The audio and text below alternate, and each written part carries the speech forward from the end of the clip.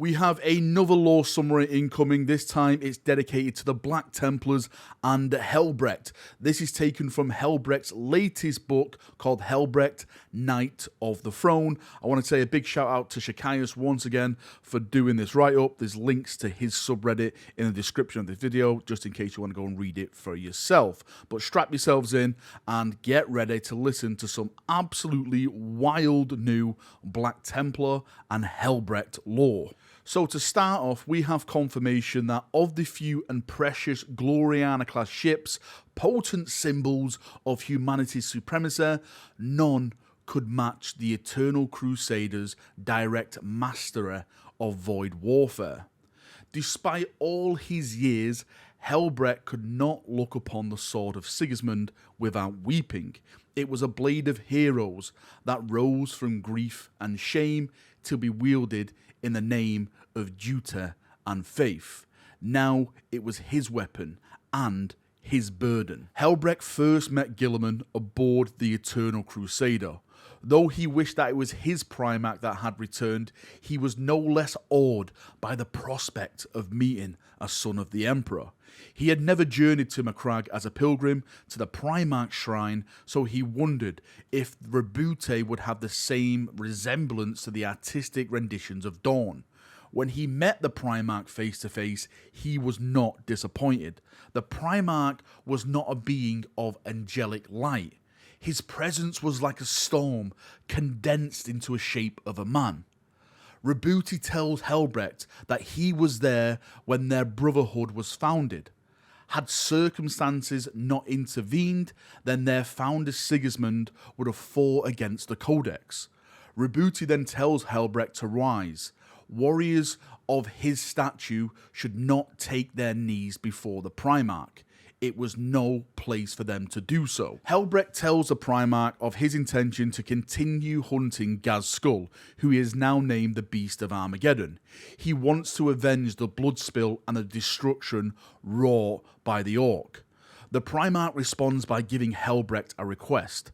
He would pursue service instead of vengeance.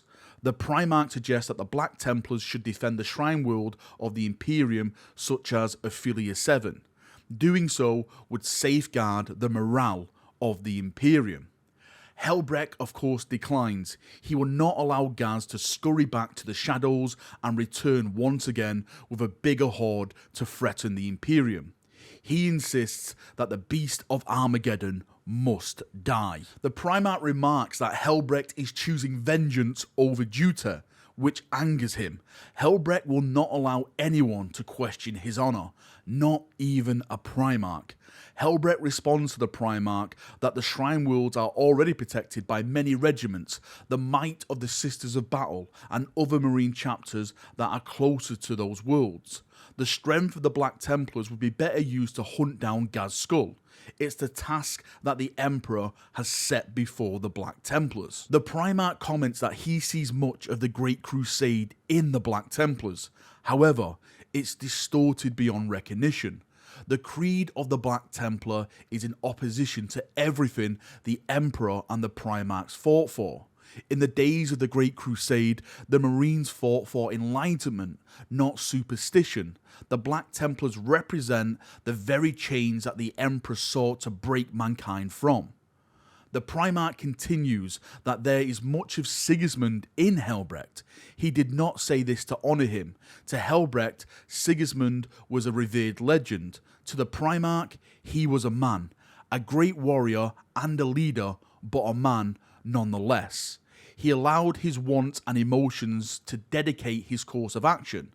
That was a mistake that Helbrecht was falling into now. The Primarch then explains the history behind Helbrecht's sword. The sword was forged from the shards of Dorn's sword after he broke it over his knee when he found the broken body of the Emperor. Complete grief consumed Dorn. He had failed the very reason for his existence. He failed to use the sword to defend the Emperor when it truly mattered. In victory, Dorn knew defeat. The Primarch continues by saying that Helbrecht knows this history, but he doesn't live it. The sword was reforged by the Order of Sigismund to transform grief into a golden promise, a promise that duty bears more worth than personal glory or desire. The Primarch bids Helbrecht to remember what can be gained by choosing duty over a desire to avenge an ego bruised by failure. After suffering the chastisement of the Primarch, Helbrecht changes his plans and directs the Black Templars to defend the Shrine Worlds. The Shrine World Crusades lasted years, but now they are over, freeing Helbrecht from his obligation to the Primarch. During the Crusades, the Black Templars erased the divisions between the Firstborn and the Primaris Marines among their ranks. The Firstborn Templars stripped the Primaris of their machine learning and their secular thoughts. They taught them zeal and faith through example. Even as they fought, the sermons of the chaplains rang in their ears. They forged them into warriors that preached the same words and deeds as they with the same passion. Now Primaris and Firstborn stood shoulder to shoulder, no longer divided by biology or creed. They were united in faith in the Emperor and hatred of the enemies of mankind. This sight made Helbrecht's chest swell with pride. Helbrecht, feeling that it was the will of the Emperor, underwent the Primaris process. He was forged anew as a weapon of faith and fury. Helbrecht has also been hearing rumours that other chapters belonging to the Sons of Dorn are now launching other crusades of vengeance. He has heard rumours that the Crimson Fists have launched a new crusade of vengeance to purge the Orcs from the stars. Free from his obligation from the Shrine Worlds, Helbrecht heads to Octarius to resume his hunt for Ghazghkull. He gives a speech to his men about the Orcs. He says that the Orcs have ever been the most tenacious and enduring foe of mankind. Man and Orc have been in conflict since humanity left Terra for the stars. During the Great Crusade, the Emperor and the Primarchs defeated them at Ullanor. When the Great Beast rose, it was the Sons of Dorn that smote him. The Aldari claimed the galaxy was theirs before the Imperium took it from them. This is a lie they tell themselves for comfort. In truth, the galaxy has forever belonged to the Orcs. However, despite his hatred of the Orc, Helbrecht knew that they were overshadowed by humanity's oldest enemy, chaos. Man can defeat thousands of alien races, yet he can never conquer a single demon born from his soul. And of all the slaves of darkness, the most hated for Helbrecht were the reflections of his blood, the sons of Perturabo, the Iron Warriors. Helbrecht receives a vision of fighting by the side of his Primarch in all his golden majesty. From the sight and sound of the vision, he recognises where the ancient battle took place. Havaron. It was one of the worlds the Sons of Dorn and the Sons of Perturabo clashed on their way to the Iron Cage. The world sided with the Iron Warriors, and for this crime, Dorn burned it and judged the planet must never be rebuilt, so its people and their descendants would forever be marked with shame. Sidetracked once again from pursuing Ghazghkull, Helbrecht believes that this is a vision from the Emperor. A vision that calls him to undergo a quest of penance to Havaron and find shards of his Primarch's armour. More than ever, the Imperium needs symbols and relics of hope. This must be what the Emperor demands of the Black Templars now. Rather than taking a whole crusade, Helbrecht takes a task force with him to begin his search. Having arrived at Havaron, the Black Templars land on the planet and get one of the populace to guide them where they need to go. They are taken to a sacred ground of executions where heretics and criminals are forced to dig their own graves as a final act of service before being beheaded. But what the Black Templars find there shocks them. It was an idol of the oldest enemy, the Iron Warriors. Helbrecht underpowers his sword and smashes it across the head of their guide. all while asking why would he do this in the worship of the false gods and idols. In response, the day's guides begin to recite the teachings of the Iron Warriors. From iron cometh strength, from strength cometh will, from will cometh faith, from faith cometh honour, from honour cometh iron. May it ever. Helbrecht crushes the skull of the guide with his hand as he and his men come under attack by cultists. They were wearing helmets that mimic the designs of the Iron Warrior helmets. The Black Templars made quick work of the cultists but found their lines of communication were cut. They were stranded on this hostile world. To make matters worse, the ship that transported them to the planet was destroyed. During their march across the planet, the Black Templars are confronted by more cultists. This time, they're led by an Iron Warrior. He introduces himself as Lycas of the Fourth, an ancient warrior who strode terror before the ancestors of Helbrecht were even conceived. He was sworn servant of Warmist Torvin Vakra, the true master of Havaron. Lycas mocks the Sons of Dorn, telling Helbrecht that the Fourth just need a squad of their number to defend the world. The Imperial Fist, on the other hand, used all their strength to defend Terror, a show of weakness. They used all their strength to act as a glorified watchman for a coward that already created 10,000 warriors of his own. Amidst the raining artillery, Helbrecht and Lycas duelled. The High Marshal's sword clashed against the traitor's axe. Lycas relentlessly hacked at Helbrecht. He turned them aside with his blade, or withstood them with his new Primaris resilience. When a blow bit into his shoulder, Helbrecht fell back before lunging to bury his sword into the traitor's chest. Lycas glared at him before drawing back his head and smashing his face into Helbrecht. The impact floored Helbrecht. Helbrecht tried to rise but saw the strength was draining from him. The work of the traitor's weapon, a curse or a poison. Before Lycas could finish Helbrecht, one of the Templars intervened, blocking the killing blow with his shield. The Marine engaged Lycas. The Marine fought with fury of a berserker, but the Iron Warrior's wrath proved stronger. Savage axe blows splintered the Templar's shield and cast him to the dirt, and with one final blow, the Templar was beheaded. The wounded Helbrecht was taken to a gunship where he lost consciousness. A vision came to Helbrecht. A spectre from the past appeared to him. It was Mordred.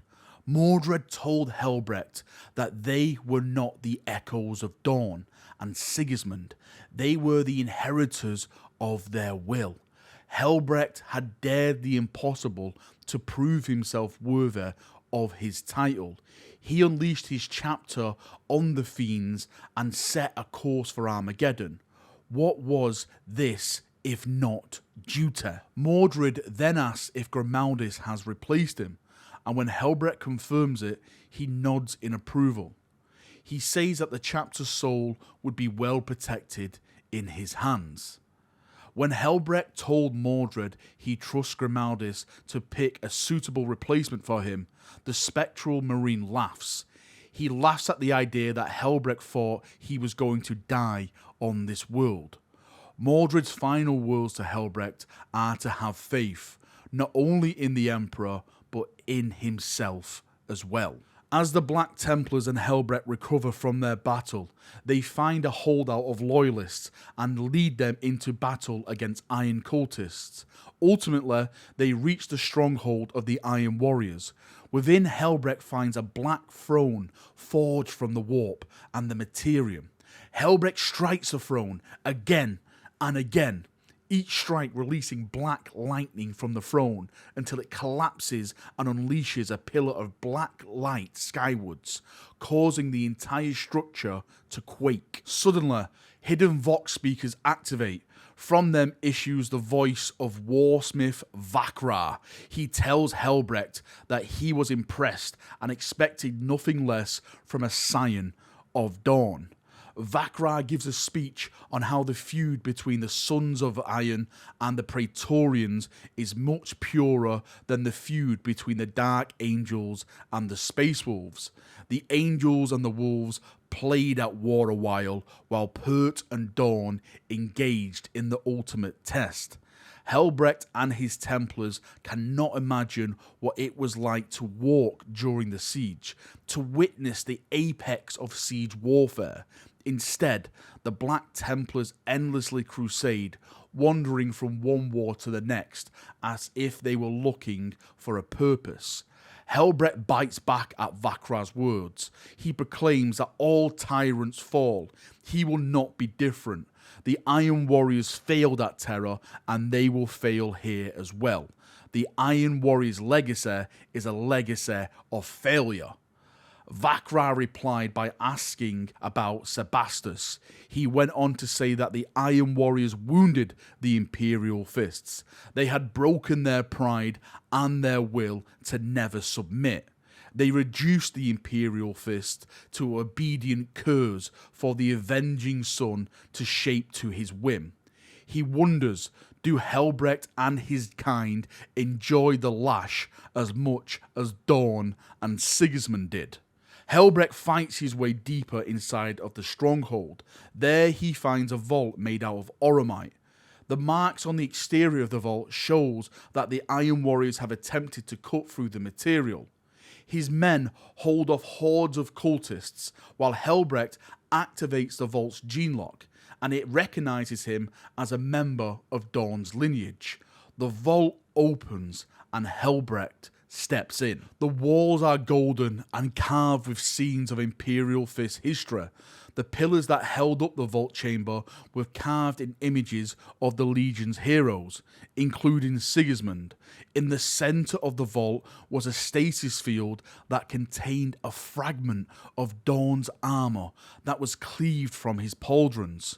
The sense of awe stoked Helbrecht's faith into an inferno, and he raised his sword to mirror Sigismund. The Iron Warriors have their own servants bombard their own stronghold, making Helbrecht know that the weapons of the enemies of mankind always get turned on themselves. He said to himself that the traitors are not men. They cannot build. They can only corrupt and destroy. There is no end to it, but in blood. From the shadows comes a mocking voice. Is that what you believe? Warsmith Vakrar emerges from the shadows, accompanied by Lykas and two other Iron Warriors. Vakrar lectures Helbrecht that what happened on his world was a result of Dorn's guilt. Dorn would have drowned the entire galaxy in blood to extinguish his guilt. He failed in his every undertaking. He failed to protect the Emperor. He failed against Roboute's will to reshape the Imperium to his whims, and for it, the world suffered.